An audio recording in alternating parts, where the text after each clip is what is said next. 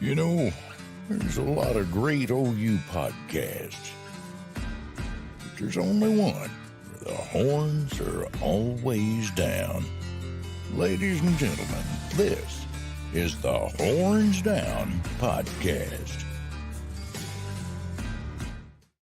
What's up, people? Another episode of the Horns Down Podcast here with your host, Chris Griffin, at Chris with a K, Chris with a _K. On Twitter, definitely give a follow. Got my guy Chris Mason in here with me, as you know. May have Jason on the show, maybe. We'll see. Send him the link, talk to him. So we'll see what's going on with that. Chris Mason, go ahead. Let's promo all the content that you're popping out, that you have been popping out lately. So go ahead and just tell everybody where they can find all your content and about your Patreon. Sure. First, my Patreon site is patreon.com/Sooners360817. That's where you can find all of my written recruiting content. You can also subscribe to my podcast, the audio version, the Sooners 360 recruiting podcast on all platforms. And then to find me on YouTube, just enter Sooners 360, search and subscribe. Lots of folks, I think, Chris, has been finding my podcast on YouTube based upon this show. So I appreciate everyone giving me a shot and listening to my recruiting pod on YouTube. So thanks, everyone. I really appreciate the uptick in views. You know, one thing I would say that's great about your content is that when you get the information, you just feel like, oh, wow, that's very knowledgeable. Like, wait a minute, you're really actually giving me the real news. Like, this is what it really is looking like. Oh, I feel good about this. I feel more informed, and I feel like I can make an educated decision about whether or not I believe this kid is coming, or this kid is, or whatever the case may be. So, yeah, people definitely follow. Definitely go and subscribe. Definitely go and pay for the Patreon to get all the information or whatnot, because there are other great sources, but this is a great source as well. And the guy's not going to lead you on about it's only $2 a month. Yeah. Not $9, not $10. Yeah. No weird promos where you pay $1 and then 3 months later you're paying $10 a month. Just $2 a month. Yes, sir. Yes, sir. So with that being said, guys, you already know what time it is. It's Hate Week. Hate Week starts early. For those of you who are wondering, are we going to do the annual OU Texas Trash Talk episode with Stephen Nagati at Fanatic Perspective and Nick Battle with Nino's Corner, and then Seth Oliveris, and then myself? Yes, we will. And that is happening tomorrow, Monday, right? What's tomorrow? October 7th, I believe. That's right. October 7th. 2024, 7 p.m. It will be going down. All I got to say is get your popcorn ready. It's going to be a very, very, very explosive show. You already know Nick is going to come in there with all of his stats and all of this stuff. Throw all that stuff away. This is the Red River rivalry, people. This is a rivalry game. You throw all of that stuff out. Regardless, though, we're going to talk about that game here in a little bit, because I think we have some interesting takes on what's going to happen. And I can't wait to share that with you guys. But for now, let's just recap, and we don't have to spend a lot of time, but let's just recap the college football Saturday that was, the week in college football, right? Wow. I think we should start this with Alabama versus Vandy. Vanderbilt gets the huge, as Lane Kiffin described it, once in a lifetime upset. Here's my issue with the whole thing, and this is something that I found myself echoing throughout this college football season. I've said it to Ty Hayes, my friend of the show, Round the Table Sports. Go check him out. I just feel like you have this all-star defense that has all the best parts, and you went out there to the portal and you added to what already was going to be a great defense regardless. However, Nick Saban is not on there. The same defensive intensity that was there these past few years, that's just not what DeBoer has. It's never what he's had. He's had good teams. He's found ways to win. He's won handily, and he's found ways to win. I think the game against Georgia, I don't care that it's Georgia. You have a team down 35-7. Nick Saban isn't letting that team come back. That's just my thoughts, right? And then yesterday, at times it just, I don't know, man. Defensively, I still to this day do not understand what were they doing right and what was Bama doing wrong. Chris Mason, what were your thoughts about that game? Well, first, if you didn't watch the game, you might think that like this was some sort of like weird turnover thing, or Alabama just kind of laid an egg. And Mr. Whitehead, David, is right on target. I mean, when you have a 9-minute, like 17-play drive on Alabama, and you are physically just moving the ball on them left and right, I mean, it's fair to say Vandy dominated this game to a certain degree. This wasn't some random like rainstorm 6-3 battle where, you know, offenses were just completely neutralized and there were turnovers all over the place. This is a sunny day in Nashville.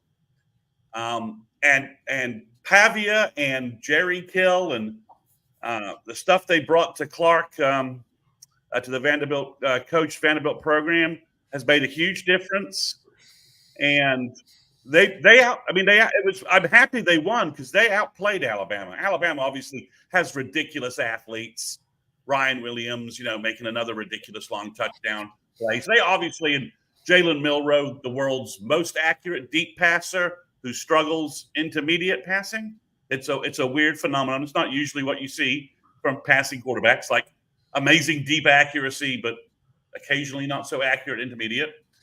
Bama was lucky Bama was lucky not to lose this game by 12 points, as opposed to, they got dominated. I mean, Milroe threw a pick six, but you saw these games last year from Washington, right? When they were a little bit off, they weren't always the flying, Washington team that they were in some of their games, like against Arizona State last year. They had some sloppy, scrappy kind of games last year and made it through because they had probably the best quarterback in college football. College quarterback, obviously. Caleb and Jaden Daniels are doing some NFL things that are pretty damn impressive. But Alabama, I thought they'd have a hangover, but let's remember Vandy lost to Georgia State a couple of weeks ago. They took Missouri to the hill, but this is a strange. You expect wins like this to kind of have like a weird narrative around them, but when you have 42 minutes of possession and you score 33 points on offense, you just beat Alabama, and that's just when you look at the two rosters and you compare what's going on. I think your point about the defense and the defensive intensity and what they're missing. Saban would have been all over this team to make sure they were focused for this Vandy game, and I think we might have seen a little bit of what happened to Oklahoma when they beat Texas last year, right? Yeah. Bama got a little big, a little high, and then Chris, the whole SEC road away thing is murder right now, right? No, we'll get to those here in a second, but I'll just say this right here. My thoughts about Bama was just simply this right here. I think that they let there were two things that were going against them early and then often as well. It felt like they were trying to get everything back on one huge play for a couple of those drives, instead of just kind of pacing it out and just, chipping away at what they were doing. And then second off, I think that they it kind of felt like the West Virginia game, 3 years ago, 22 on the road, where they're telegraphing exactly where they're going to run the ball and you still can't stop it. Right? Like they're literally telling you, hey, we're going to do a run. they gave a little bit of an RPO look, but you knew Pavia was going to be running the ball. You knew that they're running their running backs are north and south runners, but you let them loose a couple of times to become east-west runners and really hit your edges, right? And so, I mean, the thing was that it just felt like some of the plays were telegraphed. But for me, it felt like offensively they were trying to get everything back and take momentum back, which I'm like, don't worry about momentum. Worry about just staying consistent with what you're running. So definitely kept your eye on that. It's definitely surprising. They dropped down to 7. It is what it is. Maybe this is a game that gets them refocused. We've seen Alabama at their best, and we've seen how dangerous they can be against a defense like Georgia. By no means was it a complete game because of what happened in that Georgia game. However, the thing is that losses like this can still have some type of good impact. So, I think it's just kind of a wait and see mentality. Kind of switching gears, Arkansas versus Tennessee, very, very frustrating game for me. I think very, very frustrating game for a lot of OU fans. And I'm sorry, any Tennessee or Arkansas people or whatever, I'm going to talk about my team, and I'm going to say this right here. As Soulja Boy would say, they stole our whole effing flow. That defense out there last night that you saw against Tennessee was OU. They even mentioned earlier in the week that they watched a lot of OU.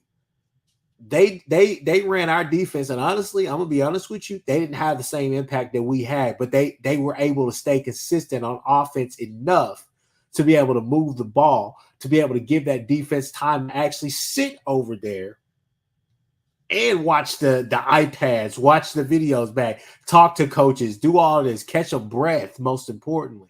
So they were able to do those things. I still say, and I will die on this hill, if we had a competent offense or if we play Mike Hawkins, okay, I don't care if you think that the verdict is still out on him or whatever the case may be. What I saw in that game, and I think what most people saw in that game, was the fact that, hey, if this kid is playing, you give yourself a shot to take that game down to the wire at the very least, if not win that game.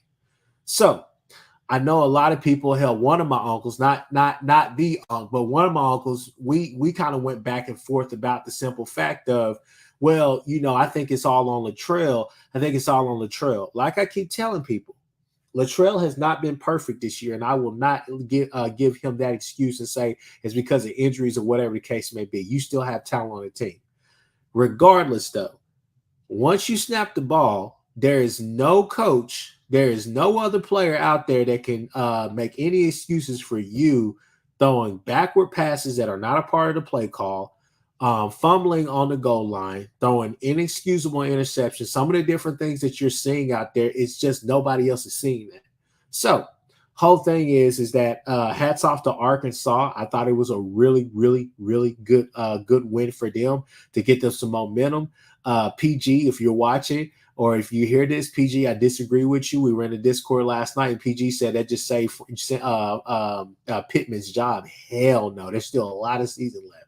He needs one more signature win to be able to save that job. They have to at least be bowl eligible, and I'm still not sure simply because I don't know. I think after that front seven, that defense for Tennessee kind of falters in that secondary. That's really where they're weak at, but you have to be able to attack them to be able to exploit that. So what was your thoughts about that Arkansas-Tennessee game? Well, I thought Arkansas almost blew it in the first half with some of their not settling for field goals, bad fourth down execution. And they really dominated the game in the first half, and to only be up, I think it was 3-0 at half. I thought they had kind of blown an opportunity.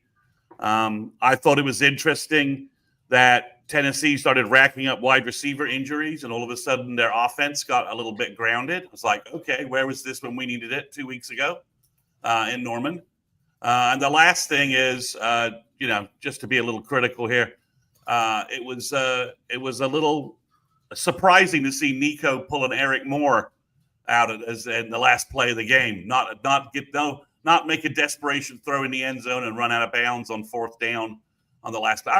I've not been overly impressed with Nico to date. I think there's a lot of potential there, but I think folks have gotten a little over their skis with him in terms of out talking about him. So it was a big win for Arkansas. It just reminded me, as you said, Chris, that if we had if our offense had been any more in tune, or if we'd had Hawkins, who wouldn't have called that power lead play on the 5-yard line with him, so he wouldn't have fumbled that ball.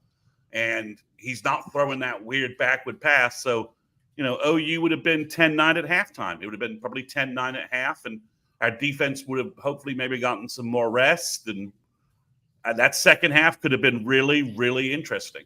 But, ifs and ands and all that. But I wonder how good what Tennessee's ceiling really is. No, I really do. I do at this point. And I mean, at the end of the day, they're 4-1. Things are going to still happen. They still have a whole season in front of them. Was that a bad loss? Not necessarily a terrible loss. It's a bad loss, but I mean, they can rebound from that. As far as Nico, I'll say Nico looks like he has all the intangibles, and regardless of what you think about this, I guess the veer and shoot, some people will probably say it's kind of like video game like offense, but it works, right? Does it necessarily translate to the next level? I mean, the best shot that you really had with it translating was not Bryce Petty, but it was Matt Corral. That hasn't necessarily materialized in the league, but you still say it's an offense where it's predicated on the numbers game and all the rest of that stuff. So you have to have that mental aspect to it too. Right now, I think the system is kind of showing, is kind of shining more than what the talent is. But please, people, don't clip that. I'm not going to sit here and act like Nico isn't a guy, right? He's not just a jag. He's not just a guy. He's a guy. He's a dude, right? But there's just things that just happened that game, man. Like, Arkansas was able to get pressure. They weren't able to get home all the time, but they were able to get pressure to make him leak out and make him make throws, at least make life uncomfortable for him. I mean, like I said, man, Arkansas just put together a really good plan, and they were consistent. And the fact of the matter is this right here, is that it was a low-scoring game, and at the end of the day, Arkansas was able to consistently get first downs, right? And when they weren't, they were punting and putting them and making them work the entire field and not just, you know what I'm saying? It just They made it hard. They made it hard on them. Yeah, momentum was up for grabs, and they grabbed it at the right time and just kept it, and they believe, right? So that's kind of the biggest thing for that game. But very frustrating. But at the end of the day, this week, we know what this week is for. Why can't more chaos happen? We've seen it plenty of times before. Next game in the SEC, if we're just going to stick there, got to talk about not Tennessee, excuse me. We got to talk about Texas A&M and Missouri. I picked Texas A&M going into this game. If you would have told me that they would have beat Missouri like that, I would have told you, nah, I think that game is more like a 24-13 at the worst.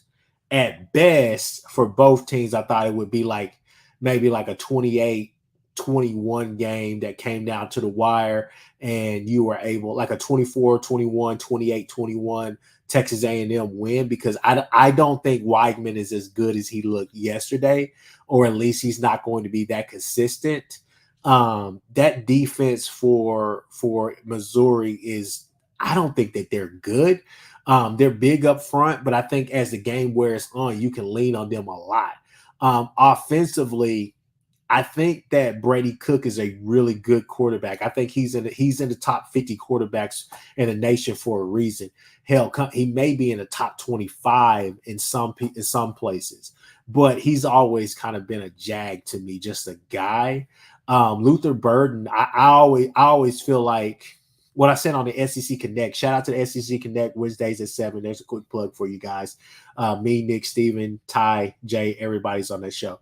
But regardless, I've said on that show that, hey, my thoughts about Missouri is that they kind of remind me of those prime Gundy years, right? Meaning that Gundy is going to have a Tylan Wallace or somebody like that is just taking the umbrella off of the defense.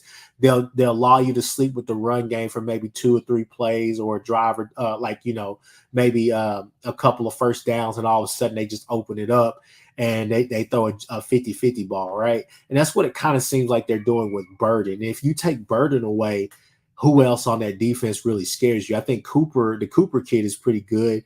Weiss, I've always been a fan of Weiss, but it's just, every so now and then he'll have a 100-yard reception game, or he'll have like a three reception 66 or a 75-yard game, and you know, touchdown or two, and you're just like, oh, okay, yeah, that's Theo Weiss. But then the next two games he disappears, right? But I would lean on you to talk more about what did Texas A&M do for you that game that just made you feel like, man, they had it all going. Well, obviously Wegman played really well. Gave them kind of the consistent quarterback play that they've not had in several years. Missouri's defense lost a lot of personnel from last year. And I think it shows, right? I mean, it clearly shows in their back seven that I don't think that they don't have the playmakers or the talent that they used to.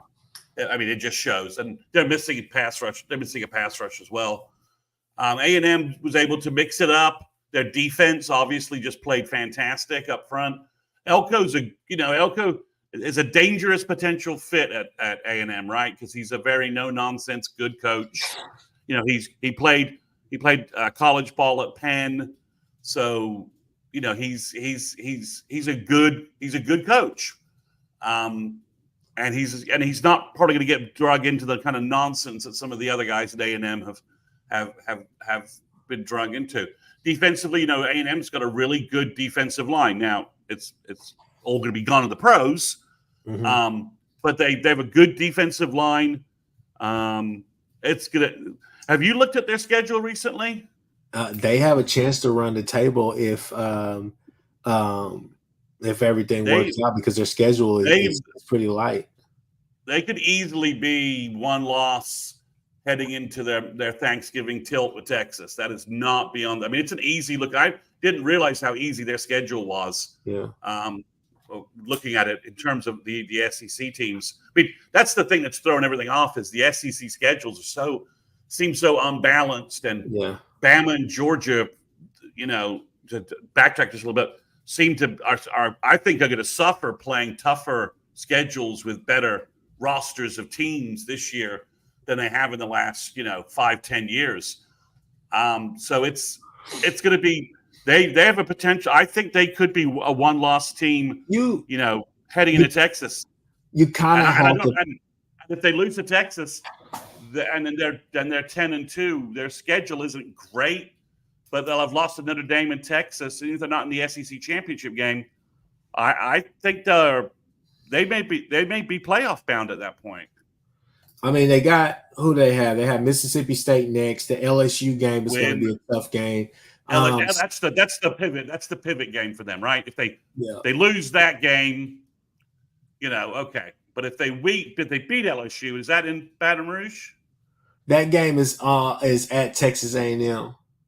Okay, well they got it at home, and then they don't play anybody else really until Texas, right? Man, you say that, and then you look at South Carolina at home, and you say if Lenore Sellers, South Carolina looks like they're running out of. South Carolina looks like they're running out of gas. I think they'll be beaten up and not. I don't think they're going to be. They're going to be a shell of the team that whacked Kentucky. At South Carolina, the New Mexico State game is at home. They'll win that game. But at South Carolina, at Auburn, before you head back home to play Texas, I think both of those games could.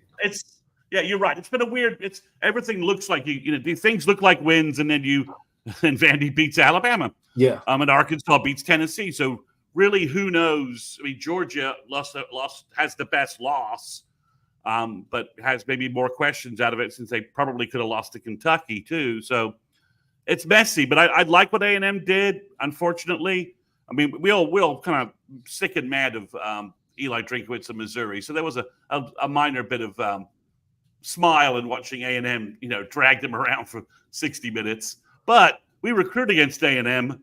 So I'm not sure how much I want A&M, really rebounding that well. They look like they're – can I get a quick recruiting note in? Yeah, go ahead.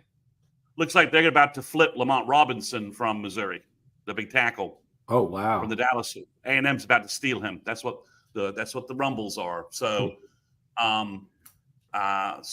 which is actually kind of good for OU because it means that A&M has their tackle, so they won't make like some mad dash money grab at Fasusi at the end, because they got if they flip Robinson, they got their guy. So yeah, back to regular stuff. But yeah, I think A&M, they're really good on defense. And if Wegman can pass that consistently, then yes, they're going to rack up some. They're going to rack up some wins.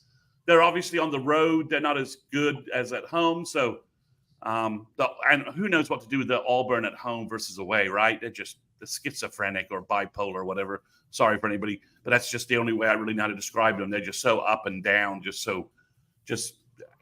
and again, the road and away splits in the SEC are just crazy right now. Yeah.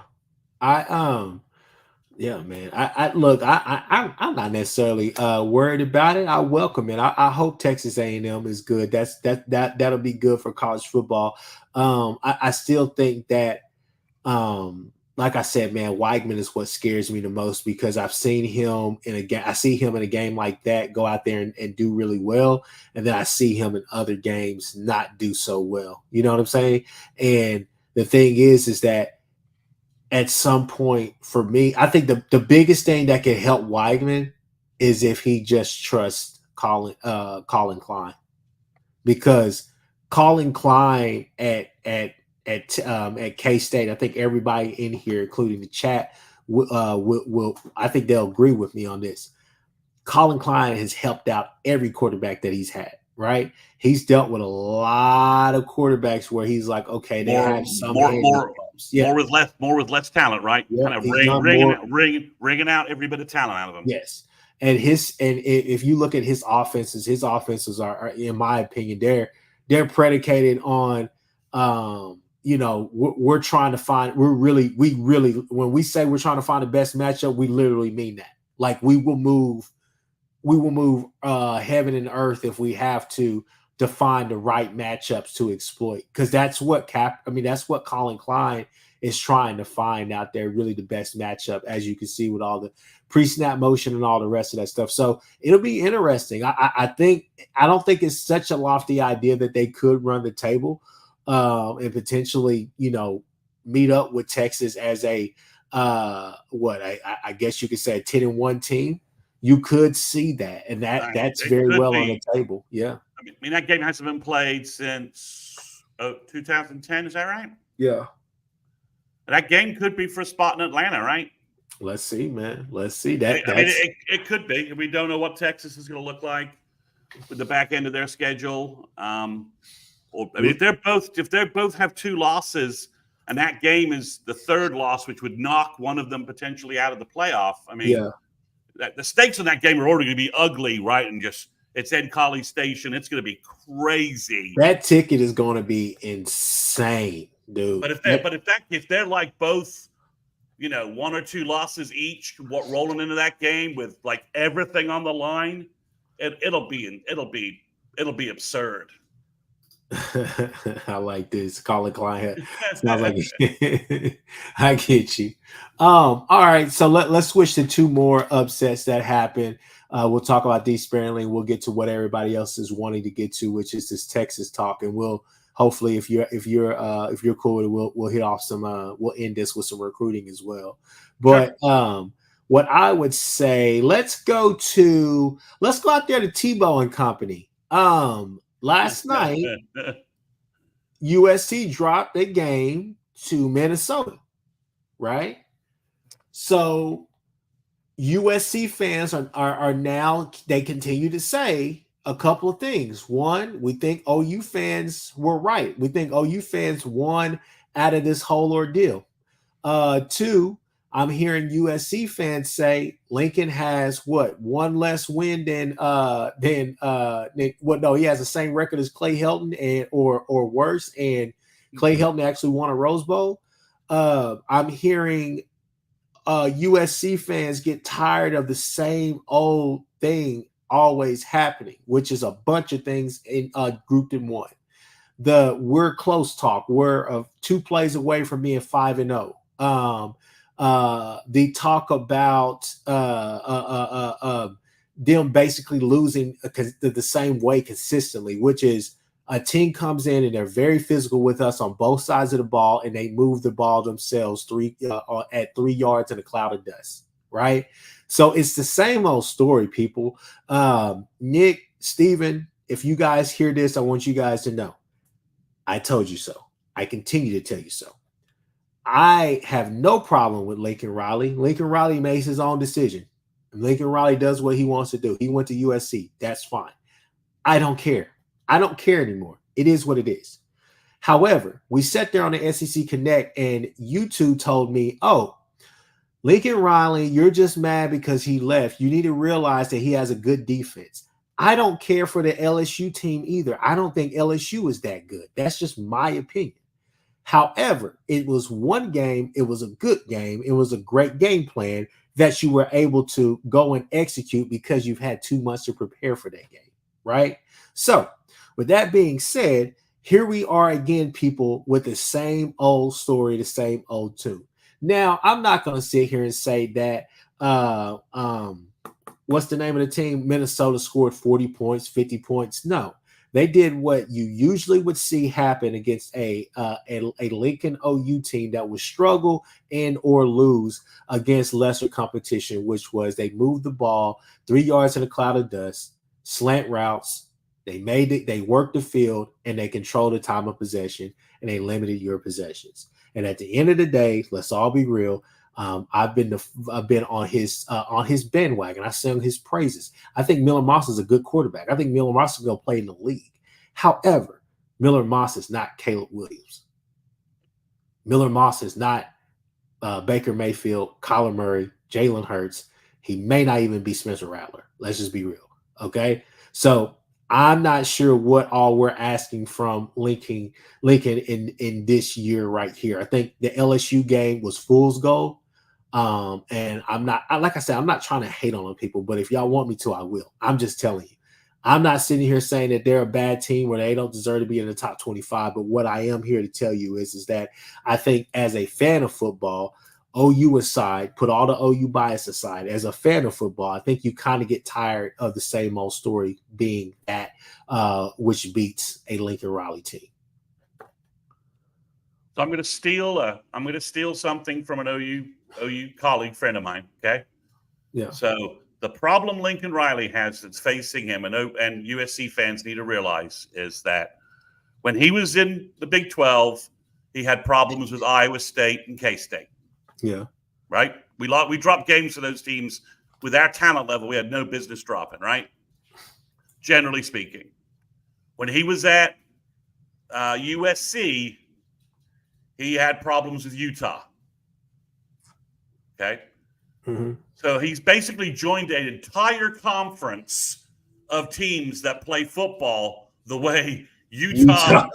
K-State, and Iowa State do. Yeah.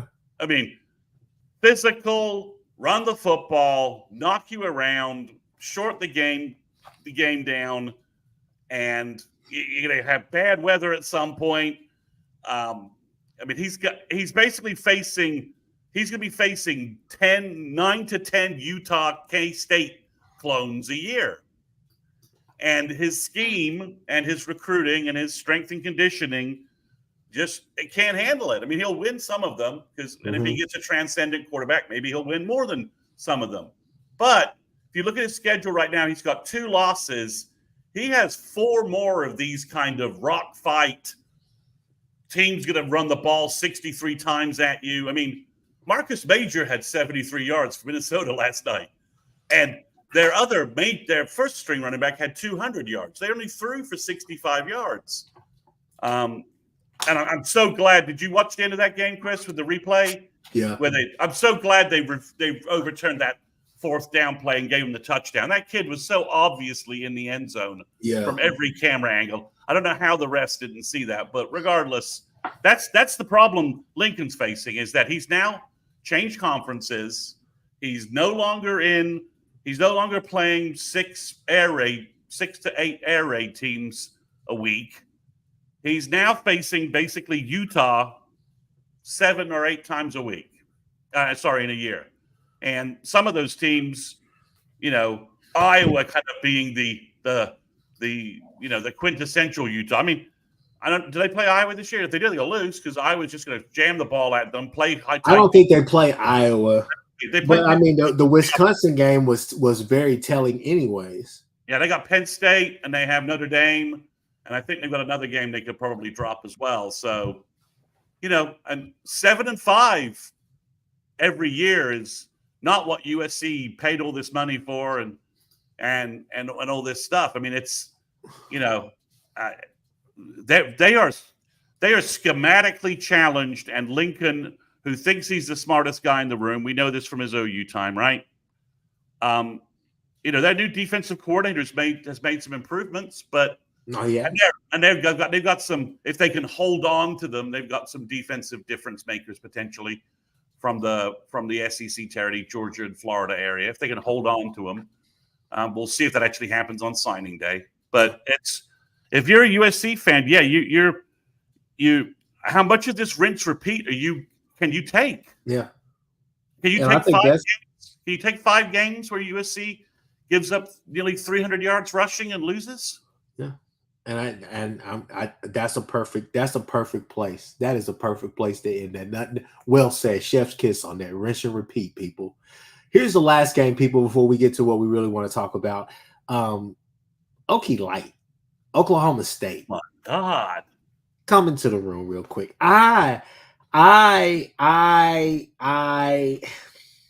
This is gonna be painful for me to do. I was wrong. People. I was completely wrong. I was totally wrong. Why do I say that? Because on plenty of shows, you go to Jason's show, Hall of Fame college football podcast. You go to Jay's show, Unfair Sports. You go to every show that you would that I do with people. You will hear me say, O State should run the Big 12 once OU and Texas is gone. No. I don't know what's happening down there. I don't know why. To me, look, Utah lost. Okay, it felt like an off game. That's fine. But to let Garrett Green, Q's, if you're watching this, I'm sorry, brother. I'm sorry. I know that you're a huge West Virginia fan, but I'm sorry, brother. To let Garrett Green come in there and even the backup get a taste of that action. To let Garrett Green walk in there and be as dominant as he was clearly the best player on the field. Him and that running back, they were clearly the 2 best players on the field. To let them come out there and beat y'all 38-14 at home, knowing that they took their foot off the gas, per se, as Tennessee fans like to say, that's embarrassing. And I don't know what Gundy is going to do because there's an obvious problem with Alan Bowman. I thought that he could be potentially a sleeper for the Heisman or just a guy that puts up a crap ton of yards. He could be like a Brandon Whedon, but there's a serious issue down there in Stillwater. Now, that's not to say that they can't run the table and finish the season 8-4, 9-3, like we always see them notoriously do. But they're 3-3 right now, and things are looking really bad around Stillwater. I have nothing to say about West Virginia. They came out there and they dominated from the get-go. That first drive till the last drive with them taking a knee, I have no issue with them. But what I do have an issue with is what we saw yesterday in Stillwater. I mean, Chris Mason, what are your thoughts about that? So OSU rushed the ball 21 times for 36 yards. That's counting Alan Bowman getting sacked. West Virginia ran the ball 65 times for 389 yards. That's like a wishbone day. That's a good day for Barry, Jamel Holloway, Stafford, and Patrick Collins back in the day. That's a good day for those guys. Yeah. Not modern football. Alan Bowman has just fought. I mean, let's be honest. OSU was a mirage last year, right? Yeah. We played like crap against them. Kansas played like crap against them, and so did K-State. We all donated victories to OSU last year, right? Yeah. Then they went to They went to UCF, and UCF just absolutely clowned them, and then Texas just toyed with them in the Big 12 title game. I mean, it was pathetic. It was pathetic. So everybody thought they were bringing everybody back, and that was like a good thing. I was like, well, we'll see. I'm not a big Gundy fan. but just because I think the Oklahoma media lets him get away with shit left and right that they need to call him on. But their offense collapsed. I mean, Chris, they should be 2-4. Arkansas gave that game away. Arkansas had gift wrapped that game to them completely. I think they could go 4-8, 5-7 easily this year, and Gundy's all that folksy Gundy stuff that everybody buys is okay when you're 9-3. When you're 5-7, it's not quite have the same folksy charm to it. But I mean, they've got to make a quarterback change at minimum. I don't know that the Rangel kid is really any better. I mean, Alan Bowman's QBR yesterday was 12.6. That's right, 12.6 out of 100. I think that is. It's JW Crunch is probably right there. Right, he's a bad coach and a bad politician. You are probably right on target there. And the funny thing is Chris, that they returned their entire offensive line, and they're this bad running the ball. I think Ollie Gordon. I mean, and I'm not blaming him at all. I'm not throwing him trying not to throw him under the bus this comment. But Chris, I think he's already decided that maybe I'm not putting out real effort here. I think Ollie has checked out. I think Ollie. I think he's checked out. The tread on my tires needs to be a little light this year because I'm about to go get a big paycheck in the NFL, and I don't need to be carrying the ball. 300. I don't need 400 carries on my tires this year. The worst thing that he did, and I mean, I respect the move because you could demand more money because you should be. I mean, that the Genty kid or however you say his name out there at Boise State is probably trying to step into that conversation as well. But Ollie if coming into the season, I'm not gonna lie, it kind of felt like it was a weak running back class, I guess you could say per se. But I mean, last year to me, I think he messed up not going ahead and being in the league then because was he? I don't think he was eligible, was he? Oh no, was he just a sophomore last year? Let me check. Yeah, he was just a sophomore last year. He couldn't have gone pro. I got you. Regardless, he has. Yeah, to me, I don't blame him, man.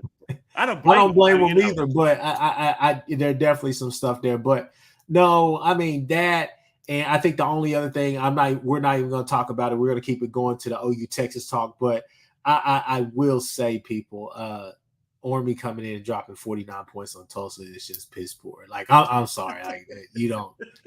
Come on, man. Yeah. But anyways, let's get to it, people. Let's get to it. We're about 40 minutes in. We're here for a little bit of for a little while. OU Texas. Texas is number 1. OU is number 18. People in the chat. People are talking. People are saying on the other side of this, on the Texas side, oh, you guys have shown your hands to survive all the rest of these games. That's a lie.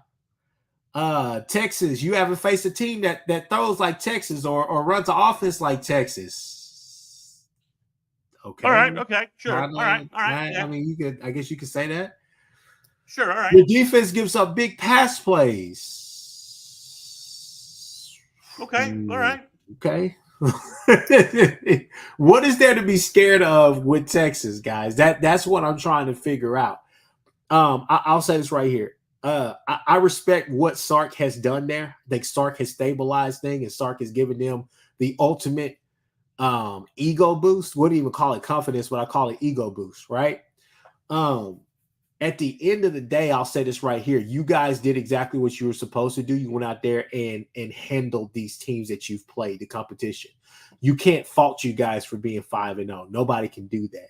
However, there is a lot of comparisons that you can make between this year and last year. The only thing that we're coming in here with, and the reason why you guys feel like you smell blood, is simply because our offense just has not looked to par this year, and respectfully so, and that's perfectly fine.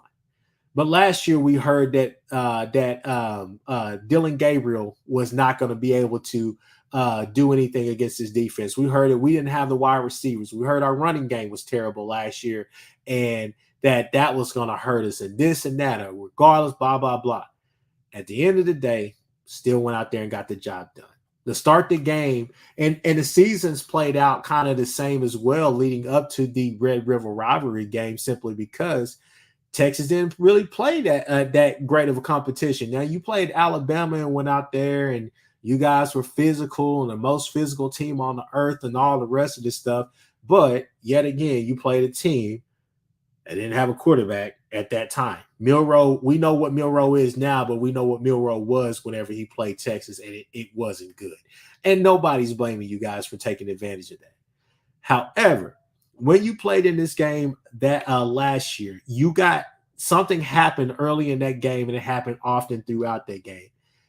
Now, did y'all come back from it? Yes, a couple of times for sure. Thought that you won the game, and then we, did what we did. But you got punched in the mouth. And people, I'm here to tell you, that's going to happen again. It's going to happen again. Now, you can say that these two things cancel each other out. This bye week and all the rest of that stuff leading up to the game. Sark has 2 weeks to prepare for this defense. But on the other hand, BV has 2 weeks to prepare for you. That's where I disagree with what Bobby Henson was saying as well about OU has showed all of their cards and all the rest of the stuff. Baby, this is a multiple defense. And that means that we can come out there and play 3-3-5. We could play a 4-man front. We could play an odd man front. We could play 4-2-5. We can go any type of way that we want. We can come out there and play a true 4-3 if we want to. So I'm telling you, every game is going to be different, baby. And with the way that this defense is playing, and that's the thing, I'll say this right here. Our defense is arguably better than what it was last year, and it was hard for y'all to move the ball on that defense.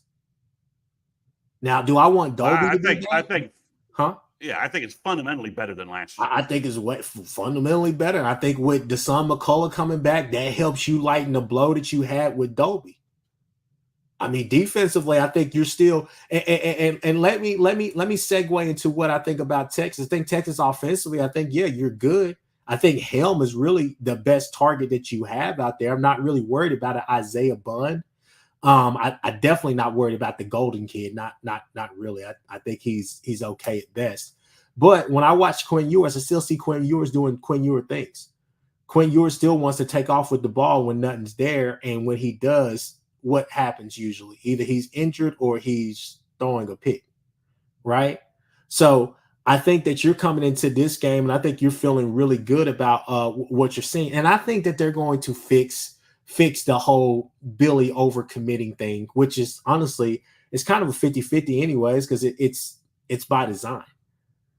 I don't think that you're going to give up a whole bunch of in the pass game or whatever the case may be with all these crazy routes and all the rest of that stuff. I think you've done some different things to try to toy with people to invite that, because you feel good about Des Malone and Kenai Walker out there, even on islands or whatnot.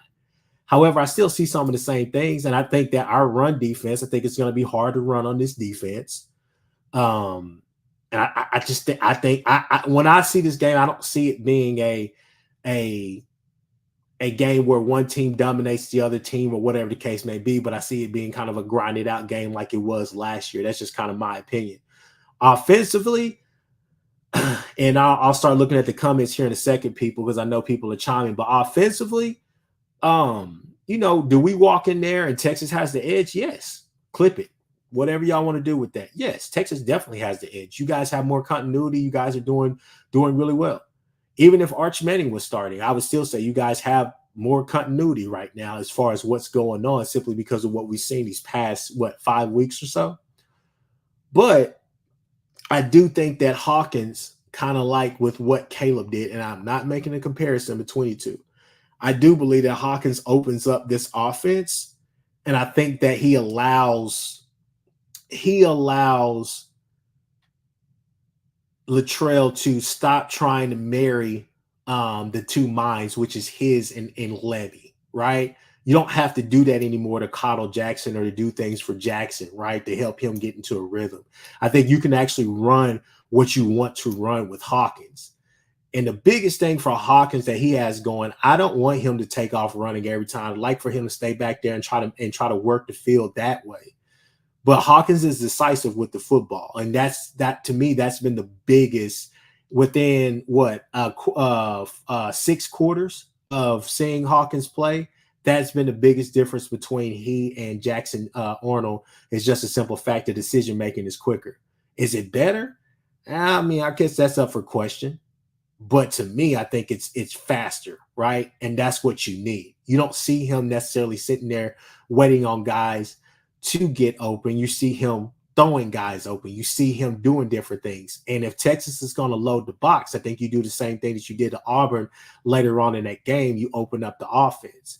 Now, to me, I think the biggest X factor for OU, I think the offensive line is going to be fine.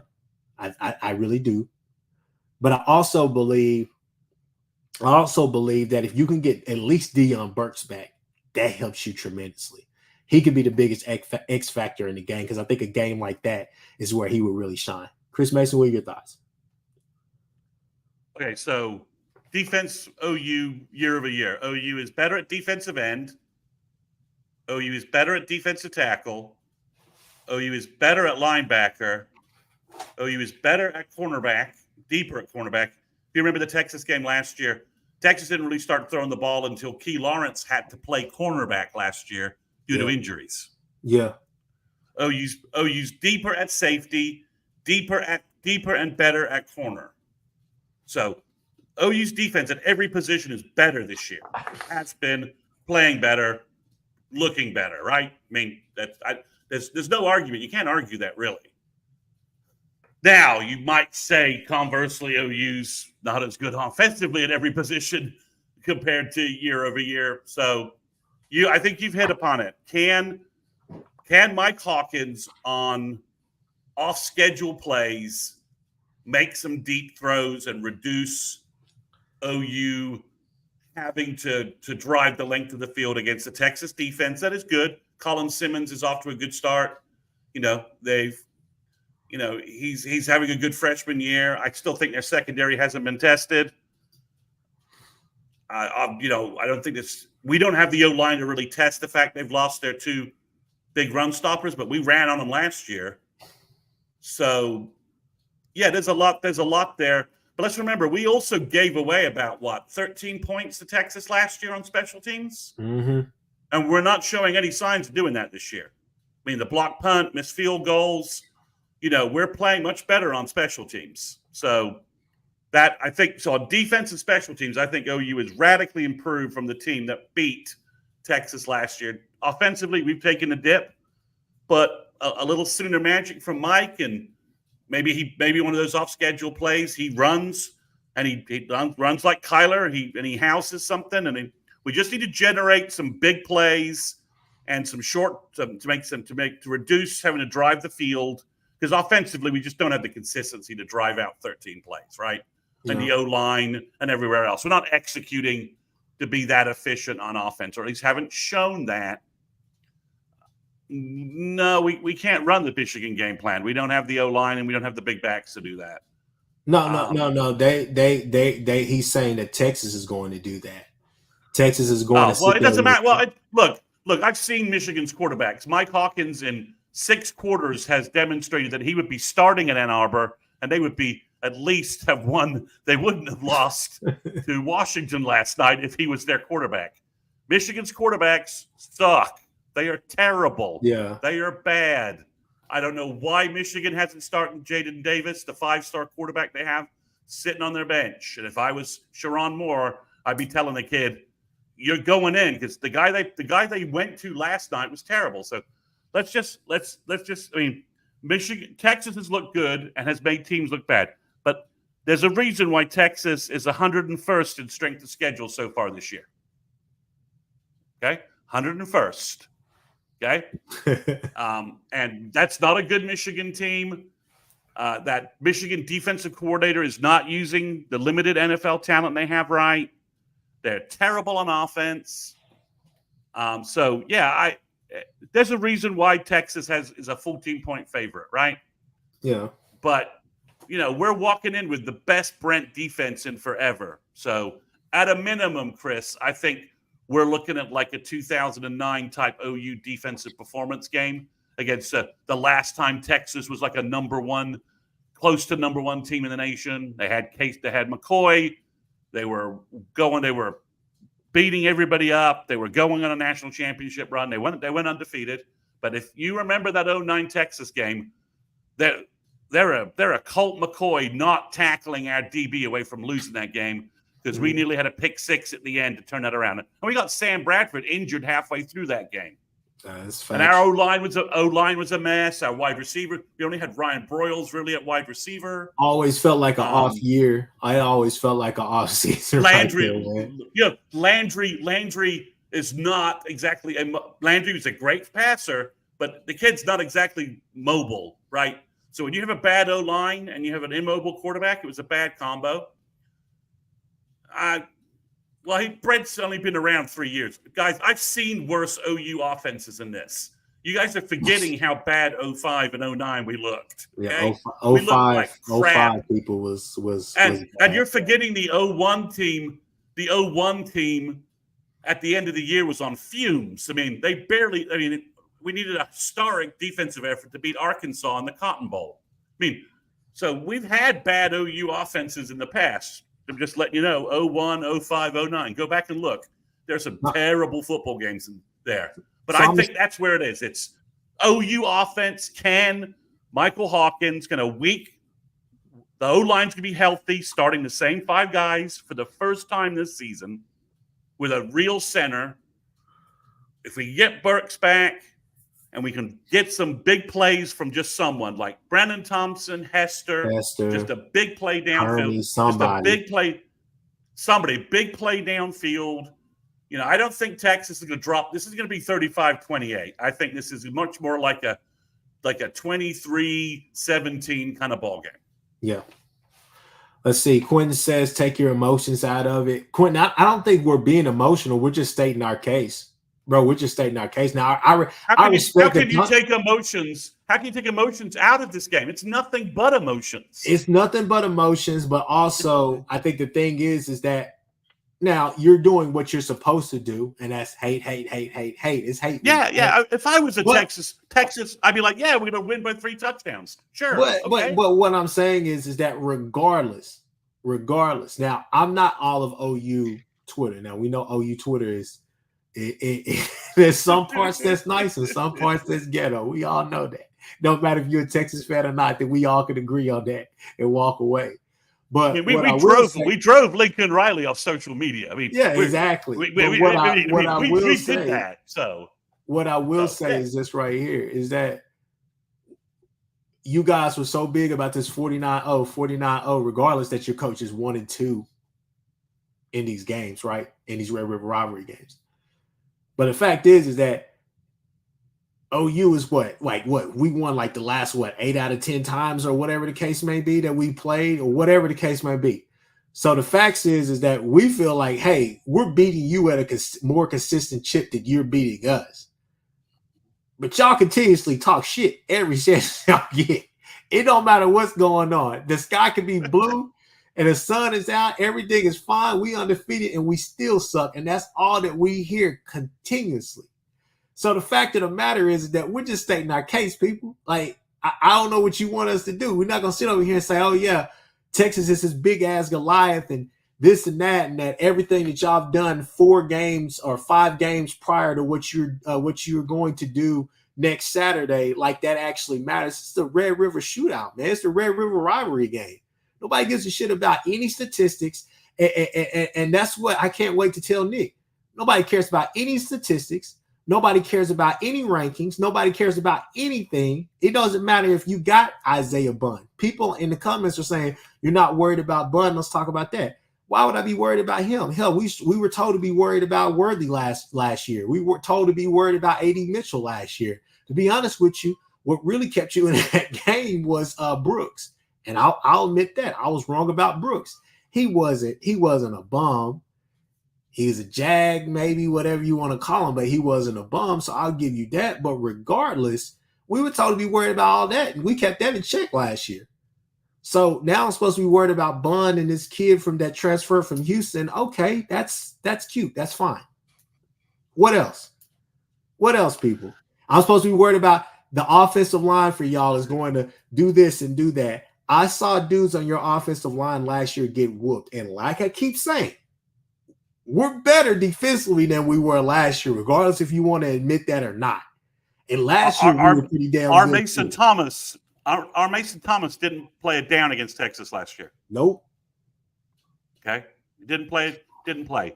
And Jaden Jackson and Dominic Williams weren't in Sooner jerseys last year.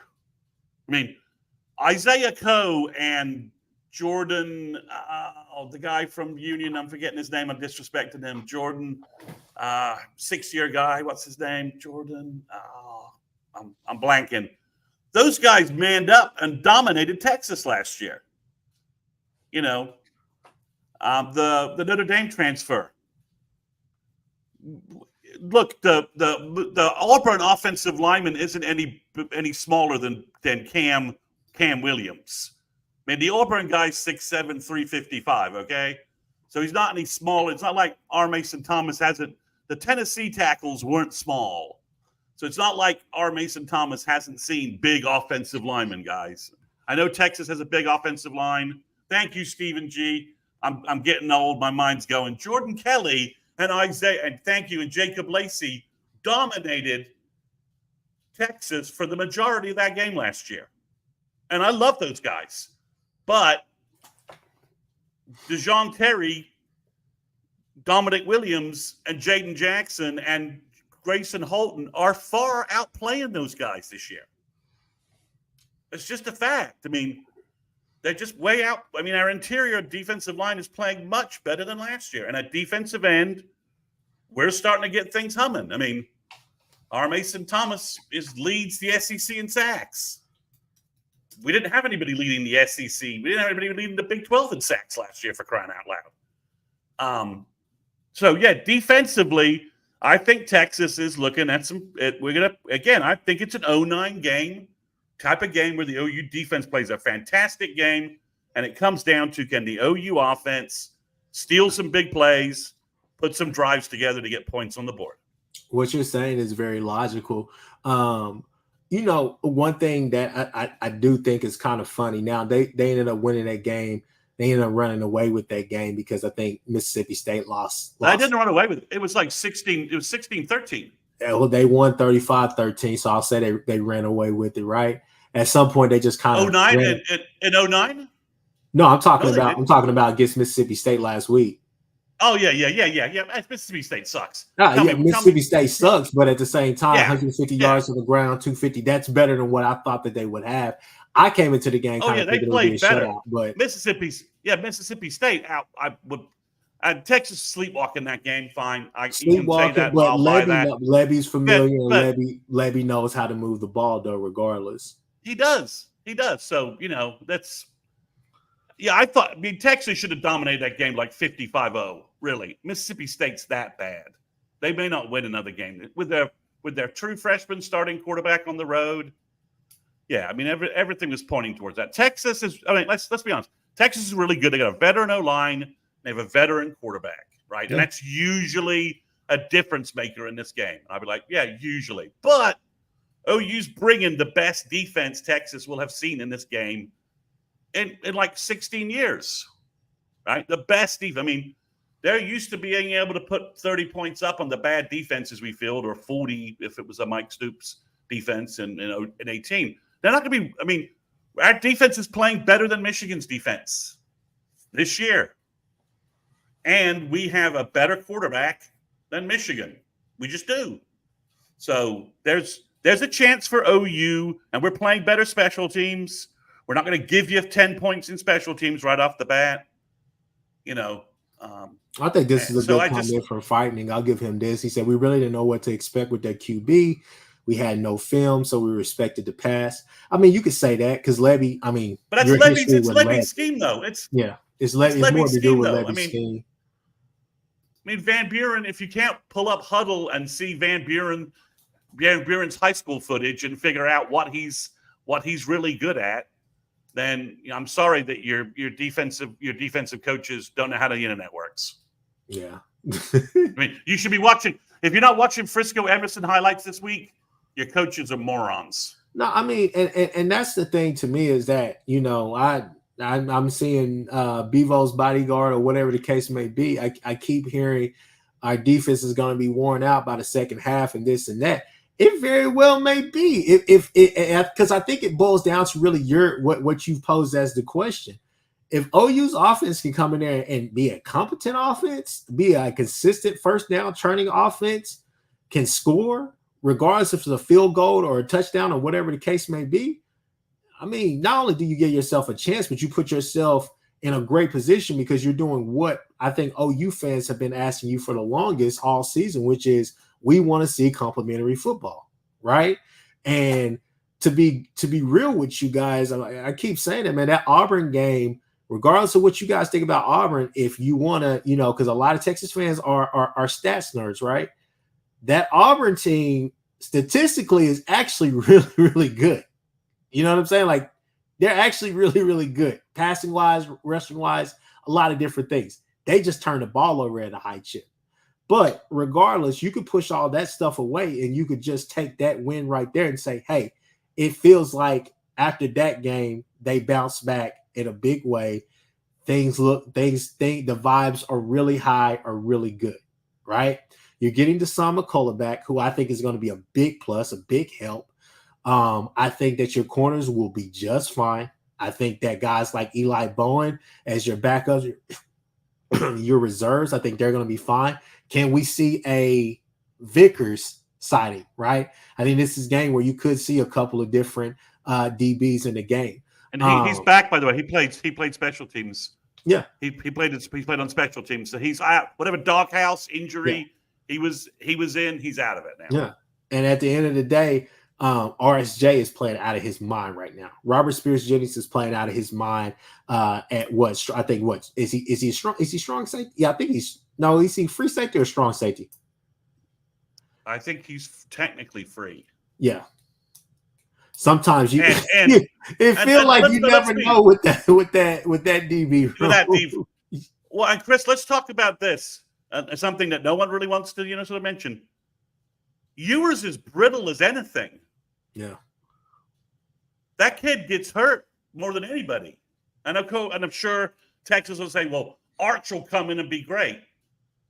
He will? You really want to sacrifice your starting veteran quarterback? Then all of a sudden it's freshman on freshman. Neither one has ever played in a Texas game before. And they both have about the equivalent amount of starting time for each.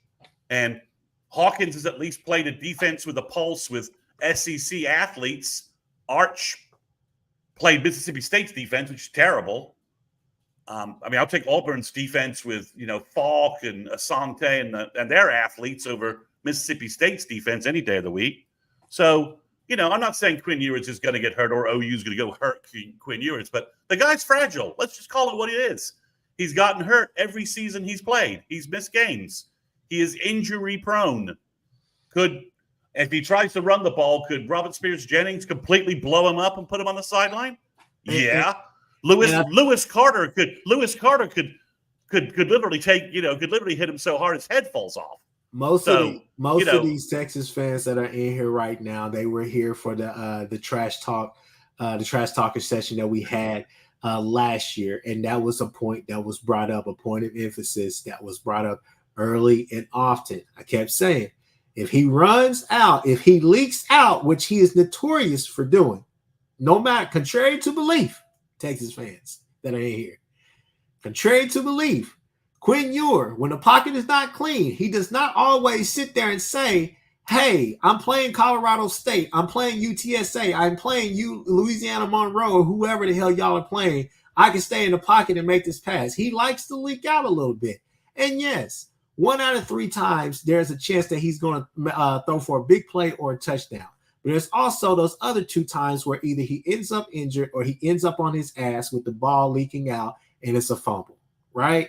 We've seen it plenty of times before. You go back, watch that game. Gentry, of all people, with a bum shoulder, came up and laid the lumber on his ass. People, I'm trying to tell y'all that you can sit here and say, as Quentin loves to do. Quentin is saying, first down defense, OU 74th, Texas 14th, this and that. Look at who you guys have played. If we really want to run that game and go to these stats, look at you guys have played, okay? Obviously, you're not. What team outside of Michigan even posed a threat to move the ball on you like that? Let's just be real, okay? Let's just be totally real, people. I am letting you know now.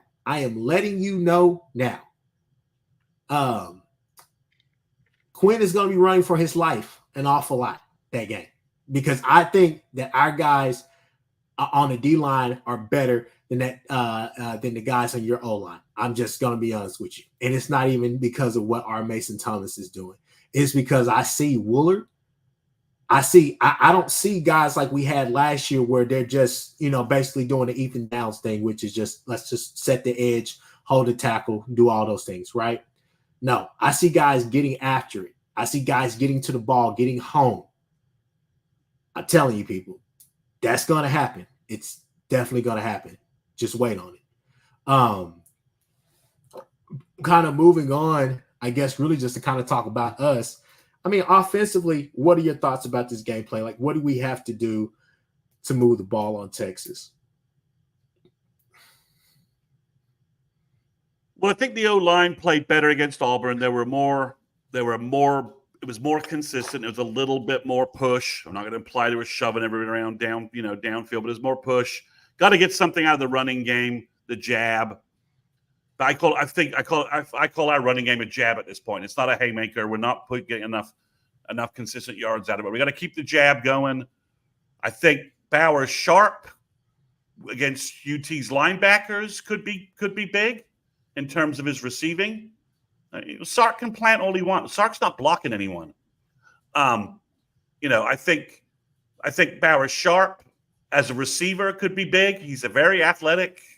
Yeah, your O-line is nothing like the OU 17 or 18 O-lines. Give it up, frightening truth. They're just not. No. Give me a break. Banks isn't as good as Anton Harrison, let alone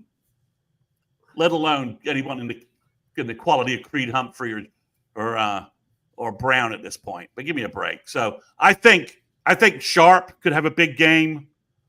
I think you need some big chunk plays, and Sharp has shown run after catch ability to get some big yardage. Right? He's athletic. I think he's more athletic than I think most folks really realize. I think he's a big receiver. I think I'd love to see Tatum out of the backfield if he's healthy to go. I'd like to see some two back, flexing Tatum out as well with Tatum and Barnes together. But Chris, we're going to need some off-schedule big plays from Hawkins. We just are. I don't see how running the regular offense we're consistent enough to get enough big plays to get the ball downfield against Texas. We're going to need some off-play stuff, a little Sooner magic, running the ball. One big run, couple of big passes. I just don't think we need 35 points to win this game, though, as long as we're not making turnovers or huge special teams mistakes. I think the OU defense will hold Texas into the mid 20s, something along those lines. We just need to reduce the. We don't need to. We're not going to have 13 play 80-yard drives on Texas. Texas is a good defense, and we're just not that consistent on offense. We need some chunk plays. Mm-hmm. We have the speed and the guys to do it. Can they get behind the Texas defense? Can Hawkins hit them? Can Hawkins make something out of nothing a couple of times to move the chains, get some big chunk yards? Mm-hmm. Stay out of third and long. That's where we are offensively. As much as you can, use the jab. That's your running game jab. Just get into 3rd and 5. A lot of boot run pass options for Mike, right? Get him out of the pocket. He's throwing on the run really well. And the pressure he puts on secondaries and linebackers when he's running opens things up for him to pass, because they got to stay home and got to stay in their lanes, because they don't, Mike will just run right past them. So that's what I'd like to see. I don't want to see a bunch of RPO stuff. I'd like to see some zone read. Choose zone read for Mike, because Mike excels at that. So that's what I would like to do. But let's be intentional about what we're doing. Let's run some clock. I don't think we need to be sprinting around. Let's get out defensive rest and let's counterpunch a little counterpunch when we can. Yeah, no, I think that I don't think that Mike Hawkins has to be Superman to go out there and win this game this week, because I think that would be I mean, it would be stupid of us to sit here and say, oh yeah, he's going to go out there and just set the world on fire, which he very may well. I mean, he could, right? He could go out there and just have the game of his life. But I think if we're trying to be more realistic, just to kind of tone it down, like I said, I think that he has to. What he did at Auburn was good, but to go and beat Texas in a game like this, everybody, all eyes are going to be on this game right here. That bar has to be raised. It has to be raised substantially, just to the point where you're a bit after the game. OU wins, right? That people are not saying you're just a good game manager. You can just move the ball. That's the best thing that you do. No, people are saying, no, he took a step this game and he flashed, right? Those are things that you at least want to hear. At the very least, you want to hear him say. But yeah, man, no, that's the reason why I think it's big to get Burks back. I think Burks would love to play, have time to play with Hawkins. You saw what he was able to do with Burks and Petaway on the field as well at the same time, but towards the end of that Tennessee game. Like I said, I don't think he has to be amazing, but I think to me, it's all about third down efficiency, right? Hasn't been the best this year, but you're just saying, hey, stay out of third and long. And to me, third and long is anything that is outside of, at the very least, at the very worst, 3rd and 7, right? 3rd and 6 is where 3rd and 6 or better is where I hope that we're staying. Find confidence in the run game as well, as far as it looks like you're doing better in the run game when you're running off the tackle opposed to doing the inside run game, right? Like that's not necessarily hasn't necessarily been a strength, but the offensive line, 2 weeks to gel together. People are healthy. As they possibly can be right now. People are healthy. You could do some good things against this D line of Texas. Same starting 5, first time all year. That is huge, people. That is huge. If you're an OU fan, you should be praising. Should be praising him right now. Praising him right now. Praise God, because that is something that we did not think that we'd be able to sit here and say. But I think that on the little screenplays, different things like that, to kind of get into a rhythm, get people in rhythm. First thing, got to cut down on the penalties, at least the ones that are killing you, right? Can have little ticky-tack penalties, different things like that. Can't kill your drive, especially when you get things going, because there were a couple of times in that Auburn game where you're like, hey, as you pointed out with the chunk plays, like the yak yardage, right, that you saw Bauer Sharp get, right? They eliminated that play, and you potentially go up 14-0, and maybe this is a different game that we're talking about with Auburn, opposed to trying to come back off of the Kip 6, right?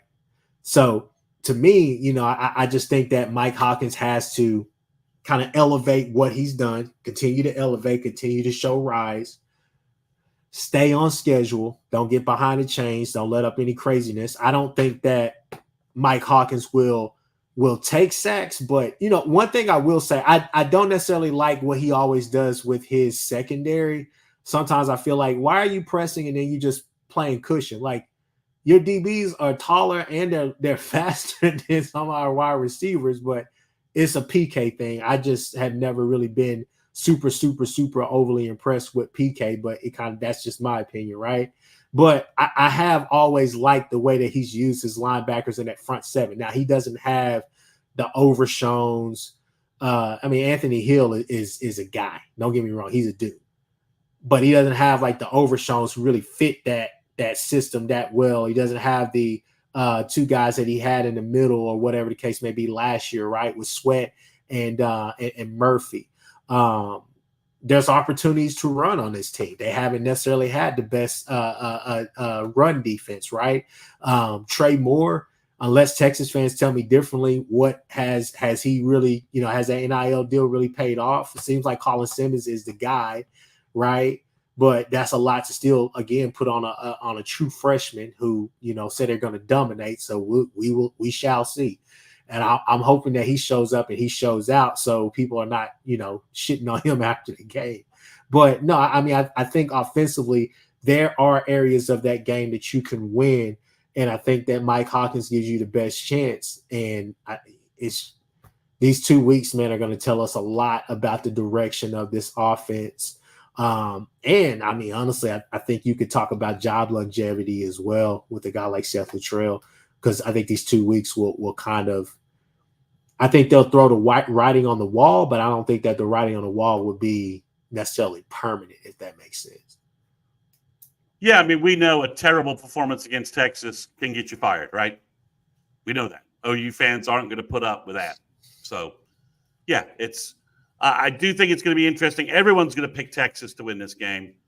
All the pressure really is on Texas from a certain perspective, right?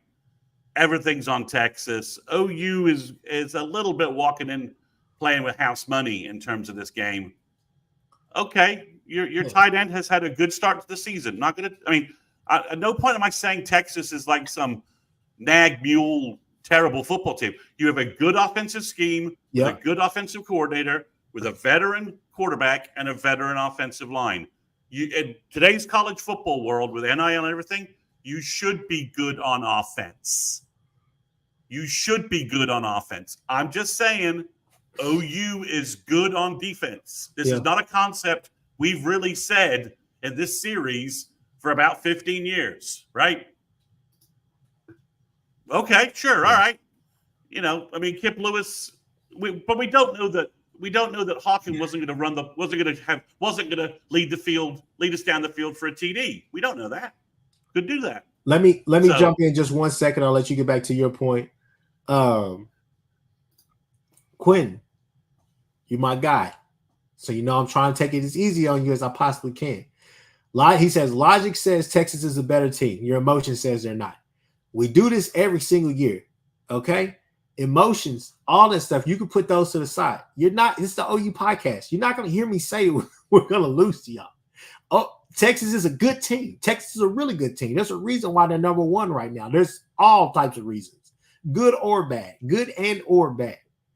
However, baby, it's the Red River rivalry, man. You got to throw all that stuff out of the window. It doesn't matter who's better or not. There's been plenty of times we walked in there way better than y'all, and y'all have come in there with Sam Ehlinger as your quarterback, and you guys thought that y'all were going to be super, super, super successful. Sam Ehlinger did get a win. I'll give him that. But Ehlinger beat Kyler Murray. I mean, for crying out loud, right? Yeah, but then hell, you saw Kyler got it done when it mattered the most, right? Well, I mean, 2013, I thought we were going to kick the ever living crap out of them. Yeah, and Colt's brother beat the crap out of us. So this is a series you throw out everything, right? Got it. You got to throw it out, people, because the whole thing is that honestly, you said it best. Emotions do run this. Emotions do pump this up simply because this is a rivalry game. Outside, this is the only. Now, I would say this. Auburn. I would say this. Auburn. In 2022, I'll say this, Quentin. I'll say this, Texas fans. I was emotional. Okay, why? Because for one, Dylan Gabriel out there in shoulder pads and going through the motions or whatever had me feeling hype. I was hyped for the guy. I was like, man, I feel it in the air. We're going to get it done. That's going to happen. Then Davis Bevel came out there and I said, let's do it. And then I saw him throw his first out route and I saw him miss it bad. And I said, this shit is not going the right way. It got bad, people. It got bad. The only thing I had to lean on was the fact that we moved the ball with a Wildcat. Outside of that, it was bad, man. It was really bad. But I was emotional then because I was like, our defense was bad. That defense was not very good. Right? I mean, so again, can OU win this game? Sure. Is Texas the favorite for a reason? Yes. And have we seen freshman quarterbacks blow up this rivalry game and have big wins? Hell yes. So, have we seen surprise guys have massive games in this? Yeah.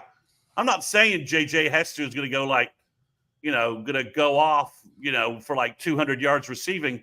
But stranger blank has happened in this game, where someone who you don't think, Corey Warren, in a loss had like 250 yards receiving and never came close to that again in the 90s. So it's a weird series. Weird stuff happens. Texas fans should be, should be worried about how many people are picking them, how much we're going to hear, how Texas is going to blow out OU by all of the talking heads this week. James Bond is liable to get 150 in this game. Sure. He's Britain's greatest spy. 007 could easily get 150 yards in this game. Yeah. I say Daniel Craig is a beast. So yeah. James Bond could easily get 150 yards in this game. Isaiah Bond, I don't know, maybe, but James Bond could, sure. So again, you want to sit here and tell me that Texas has had the better start to their season and has looked better? Well, duh, yeah.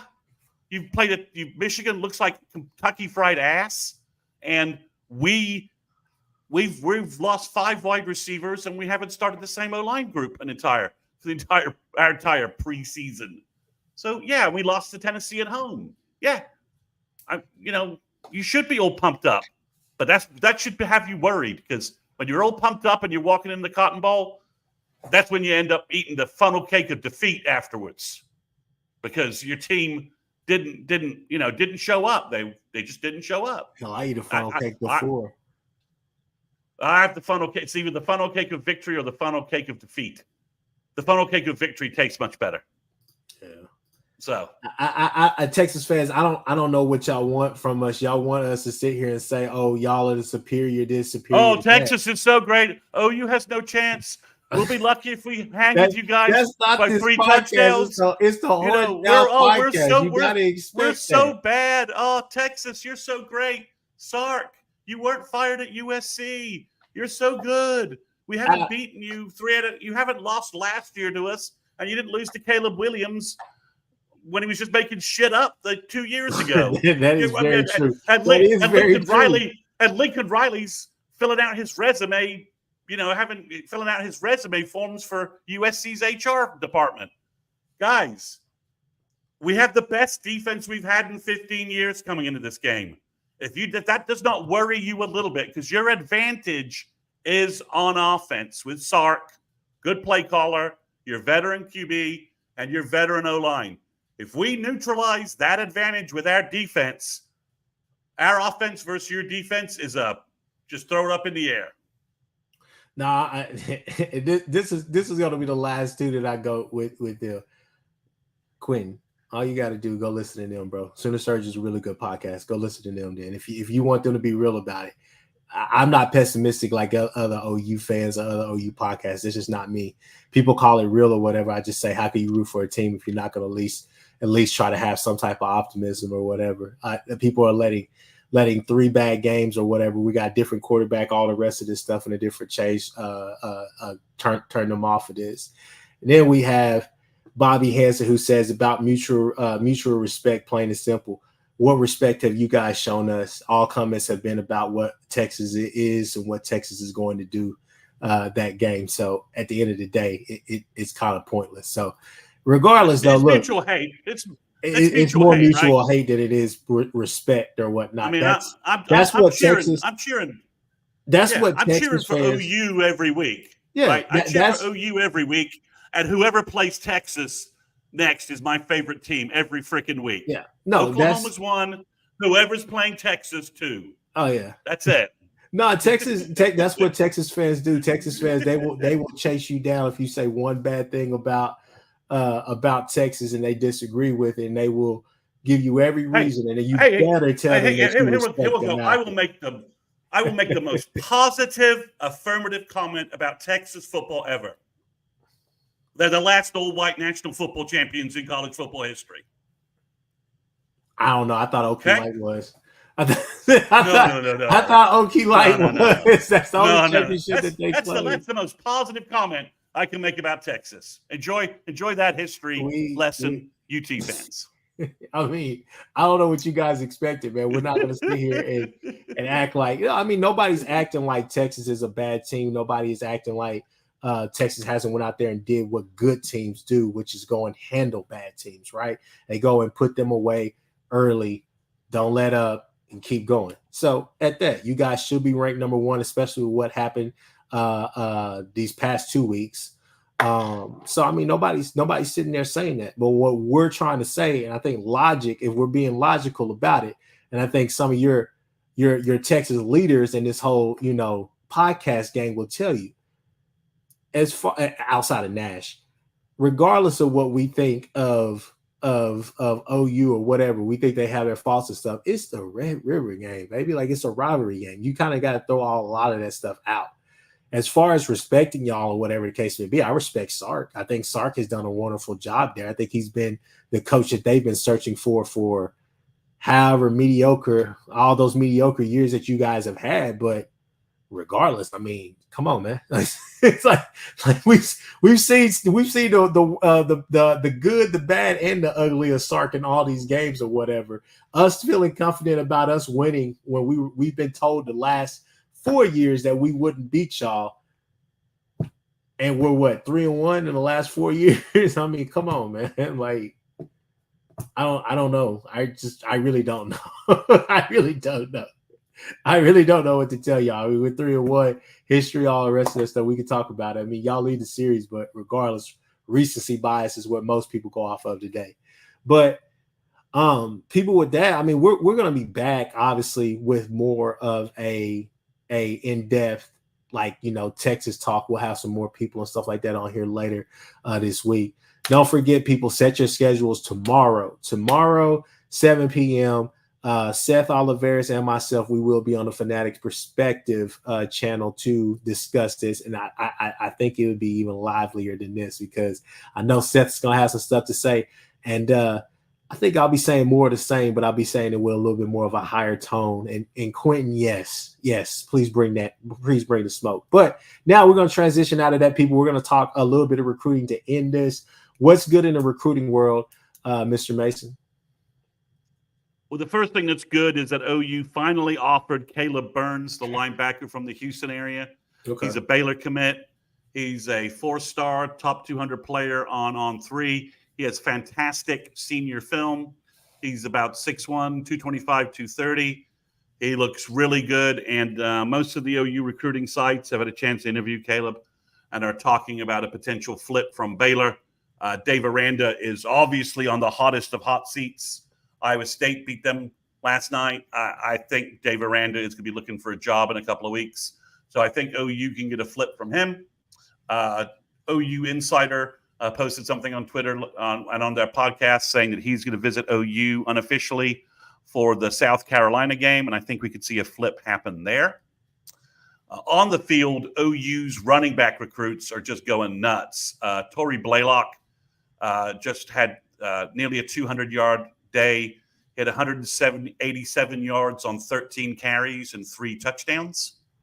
And Jonathan Hatton, the 2026 running back from San Antonio, posted, I think, his third 200-yard rushing day in the last 5 games, and he's putting up 60-yard plus touchdowns left and right.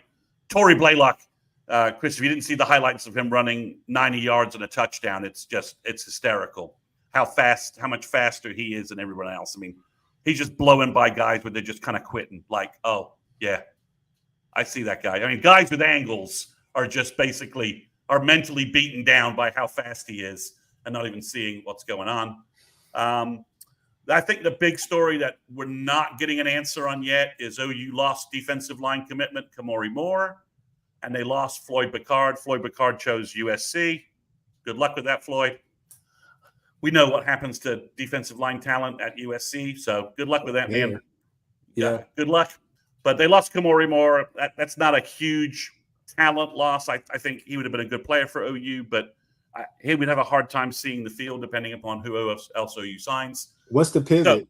Go ahead. That's you teed it up perfectly. I don't know what the pivot is yet. There are no new offers out there, so OU is either confident that they're going to flip someone or confident they're going to get somebody they were recruiting and missed on earlier on campus for visits. So keep an eye out for news on that, because OU really only has a couple of visit weekends left.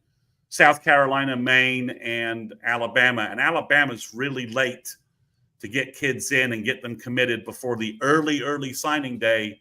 Because remember, they've moved up the December signing day to before the championship games to try and not have it occurring in the middle of all the transfer NIL, portal transfer nonsense. So a little tight. But one other thing, Chris and Brandon Drum mentioned this in their podcast, but I've been kind of thinking this for a while, but credit to him for mentioning it, is I think OU's going to look for another linebacker, because I think beyond Caleb Burns, I think they're going to try and find another guy, because I think they want to move Marcus James to edge rusher.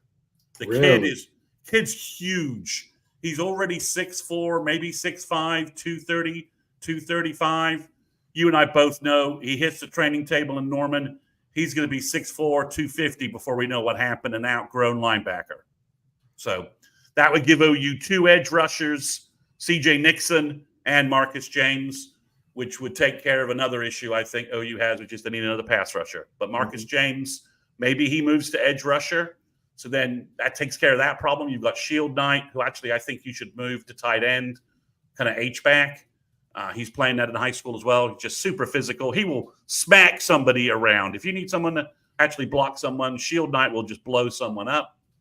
So I think something's going on there, but keep an eye out for the D-line position, either new offers or someone OU's been recruiting, or a flip, or someone OU's been recruiting who they didn't make some momentum with, showing up in Norman for the South Carolina game or Maine.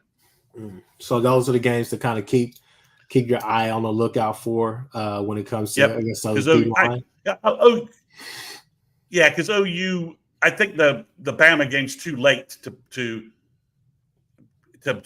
make a final push for someone. Maybe they will use that. I mean, the Bama game's gonna be full of 26 and 27 kids. Just be loaded with kids. Yeah, no, that's gonna be a loaded. That's gonna be a loaded one for those loaded visit weekend. We'll have every star kid we can get in town for the Bama game. What are some names, just real quickly? What are some names, real quick? What are some names that you feel like you should pivot to on that D line as far as this? Because this is this 2025 class. Yeah, I think JUCO defensive lineman Tavion Atkinson is someone they should look at. I think they should look at Grayson, Georgia, defensive lineman committed to Florida. Joseph Mabachu, he's 6'6", 320. He's from Cameroon and has just started playing football. I think OU should really contact Christian Evans at Vatech, who's the Vatech verbal, who they're about to bring in, and see if they can make some progress there. There's a guy who decommitted from Clemson. His name's, I believe, Isaiah Campbell. He's from North Carolina. Chavis, I think Chavis has a connection with his high school coach and with the high school. Maybe OU will try and bring him in. He's like 6'5", 270. So the only thing I'm missing is a big defensive tackle, right? Like a big guy. Christian Evans could be that. And that's why I think OU should make a heavy push for the Mabachu kid. He's raw, but the man, 6'6", 320-pound guys like him shouldn't move this fast. Which I think Bates is going to go and get another guy out of the portal again. I think and that's winning, right? That's a winning thing. He's got a resume proving that, because I think there's every chance DeJoun Terry is going to be a draft pick. I mean, he's going to be drafted. He's not going to fall into undrafted free agent land. I think he's going to be a second, third or fourth round pick. He's huge. He's athletic. NFL teams could never have enough big athletic defensive line, right? So I think that will help. That will help. I think OU, if I guess, OU might find some money to ask Dominic Williams to return. Up it up a little bit. Say, hey son, you're not going to be a first round pick. Why don't you come back? You'll be better year over year in that strength and conditioning program. Go through spring. Man, but I will say this. I will say this, that's not necessarily saying that he hasn't lived up to what he's supposed to, because with he's played well. He's played very well. He's just not gonna get into the first or second round. So I might say, hey, you wanna come back, help us run it back with a team that could be loaded in terms of what's going on. With the folks we get back and And the depth we built on defense, and if Mikey Hawkins proves he's the quarterback the rest of this year, yeah, OU next year in a very different place. So and you could potentially you could get Dolby back too. And I mean he can actually. I double checked. He has either an injury or just a pure red shirt available. Oh, he does. Yep, I double checked that. Yep. Oh wow. Okay. So you get Dolby back and again Bogo, Hardy, and Powers all a year later, and our linebacker group and our D-line group. That's a stout looking defense next year. It's a hard hitting defense as well, and I think David Stone will be that. Next year will be the year of David Stone, right? Who has looked good in the spots that he's played too. He has, but next year you can imagine David Stone being all of a sudden we're like, okay, I'm seeing what you were talking about in terms of him being a Gerald type guy, right? Yeah. Gerald's freshman year was very muted, and that was a redshirt freshman year, right? It was he flashed, but he wasn't the guy he was his sophomore and junior years, obviously. So. So I think that's there. Trent Wilson, the one guy, Bagman, I want OU to be out of the portal offensive lineman business. We got guys. Let's just develop who you got. We got guys. We got young talent. Develop it. Make it. You don't know what you're getting out of the portal these days. If something crazy happens and some guy who's just a no-brainer shows up and wants to come to Norman, that's something else. But let's not be fishing around in the portal for a tackle. Develop the guys we got. Develop Logan Howland. Develop Taylor. Develop Sexton. Develop who we have, man. Let's just develop EPL and Brooks. Let's push the guys and let's develop the young kids we got, the talent we got. So that's my thought on that. So OU is sniffing around a couple of JUCO offensive linemen based upon follows. So wouldn't surprise me maybe if they picked up a JUCO D lineman or a JUCO offensive lineman. Someone with 3 years to play, ideally. Yeah. Man. Let's see. Is there any Babaloa? And I'll be recording a full recruiting pod tomorrow night. So if you want a full download of all things recruiting, my podcast will be up probably tomorrow night. But Babalola, he's going to make a decision at the end of October. That's what we're hearing. And no one knows where he's going. Stanford people are still positive. Michigan people are very positive. Auburn folks are positive. OU still thinks they're going to get him, according to my source, the last time I talked to them. It's a strange recruiting going to go to the wire. And he's not taking more visits or looking at more schools. He's going to make a decision, and that's going to be it. He's not going to take any more unofficial visits until he decides on a school. So, obviously, if you added him to OU's recruiting class, that would be a stupidly good offensive tackle on O-line group. And Afalava is having an amazing senior year. Foji and Fasusi are playing great. And Hollenbeck they're moving him from center and guard a little bit. So he's been playing well, but Hollenbeck's a red shirt. He needs to kind of restructure he's too top heavy. He's got too much weightlifting weight. He needs to remodel, trim down a little bit, be a little bit more of an athlete. But Fasusi and Foji are showing every sign, and Afalava, that if they enroll early, they could be in the 2 deep next fall. That's entirely possible. They look fantastic so far. Well, shoot, people, you heard it. Go find everything that Chris Mason has talked about today. You can find that at the links that are inside the bio. People, definitely like, subscribe, do all those things. All my Texas fans that were in here, like, subscribe, do all those different things. Like the video, man. Subscribe to the content. We're pushing out a lot of really good content over here. We're giving you these updates on the recruiting over here. You can be knowledgeable about everything that's going on with OU, not only here, but all the other OU podcasts. But you're here for a reason. So definitely come over here, because I will be back, win or lose. I will be back to either take the heat or dish out the heat. And baby, I feel like we're going to be dishing out the heat. Got some stuff planned for Nick and Steven. After we get this win, that's how confident I'm feeling about this. So with that being said, guys, we're out of here. There's a lot of great OU podcasts. But there's only one for the horns are always down. Ladies and gentlemen, this is the Horns Down Podcast.